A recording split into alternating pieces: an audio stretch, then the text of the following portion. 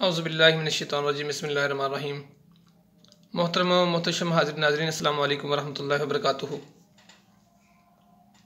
हाफ़िज़ मोहम्मद अकरम अवान एक नए मौजू के साथ आपकी खिदमत में हाज़िर है।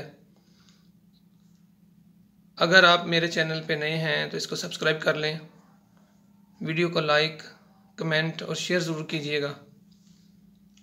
मोहतरम नाज़रीन, मेरा आज का मौजू एक ऐसे नौजवान के मुतल्लिक है जिसने दौरान तालिब इल्मी से अल्लाह अकबर की सदाएं बुलंद करते हुए कॉलेज और यूनिवर्सिटी की तालीम हासिल की। जो कुरान के साए में जिसने ज़िंदगी के जो अयाम जवानी हैं उनको गुजारा, जो क़ाल अल्लाह और क़ाल रसूलुल्लाह सल्लल्लाहु अलैहि वसल्लम की सदाओं के गूंज में उसने अपनी जवानी जो है उसका आगाज़ किया। वो दौर जिस दौर के अंदर नौजवान बेराह रवी की तरफ जाते हैं, उसने उस दौर के अंदर अल्लाह की रस्सी को मजबूती से पकड़कर इस दौर की जो बुराइयां हैं उनसे बचते हुए वो इस माशरे का हिस्सा बना। और जब वो कॉलेज और यूनिवर्सिटी से निकला तो वह शुमाली वज़ीरिस्तान के मैदानों के अंदर, शुमाली वज़ीरिस्तान की गलियों के अंदर वो लोगों को इस कलमे के साथ जोड़ते हुए उसने अपनी अमली ज़िंदगी का आगाज़ किया। और गुज़श्ता इंतखाबात में जमात इस्लामी की तरफ से सूबाई असम्बली का उम्मीदवार था।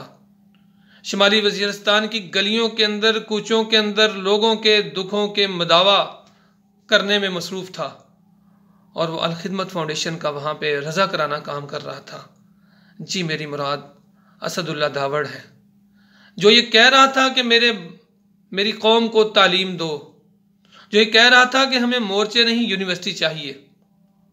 लेकिन दहशत गर्दों को ये बात पसंद ना आई। दहशत गर्दों ने तो अपना काम कर दिया, लेकिन नाजरीन, हमारा मीडिया भी अपना काम कर रहा है। उसकी एक आंख बिल्कुल बंद है। उसको नजर आता है जो उनको डिक्टेशन मिलती है, या नजर आता है जो बैरूनी आका हैं उनकी तरफ से कोई चीज़ मिले तो फिर इनको नजर आता है। अपने मुल्क के मुहिब्बे वतन इनको नजर नहीं आते, अपने मुल्क के जो जानसार हैं इनको नजर नहीं आते, अपने मुल्क के शुहदा इनको नजर नहीं आते, जिनकी कुर्बानियां इस धरती के लिए हैं उनको वो नजर नहीं आते। इनको बिल्कुल नजर नहीं आया और मीडिया ने इसको ब्लैक आउट रखा। और वो न्यूज़ एंकर्स जो छोटी छोटी बातों पे टॉक शोज शुरू कर देते हैं, उसने गाली दी है, उसने इस तरह हरकत की है, उसने मुंह ऐसा किया है, उसने ये किया है, उसका पोज ऐसा था, जो छोटे छोटे मामलात के ऊपर घंटों टॉक शोज करते हैं, उनको भी बिल्कुल ये नज़र नहीं आया। लेकिन नाजरीन, मैं और आप यहाँ पर मौजूद हैं। ये हमारे वज़ीर आज़म का भी मसला नहीं है, ये हमारे वज़ीर दाखिला का भी मसला नहीं है, ये हमारे वज़ीर आला बलूचिस्तान का भी मसला नहीं है, ये हमारी सियासी जमातों का भी मसला नहीं है। वो तो अपने अपने हाल में मस्त हैं। लेकिन मैं इस मसले में आपसे गुजारिश करता हूँ, मैं अवाम से मुतालबा करता हूँ, आइए हमारे साथ खड़े हो जाइए। हम इस मुतालबे के साथ लगे हुए हैं कि जस्टिस फॉर असदुल्ला दावड़, असदुल्ला दावड़ के जस्टिस चाहिए, उसको इंसाफ चाहिए। एक इंसाफ हमें यकीन है कि एक इंसाफ तो उनको दुनिया में नहीं, शायद ना मिल सके, आखिरत में मिलेगा।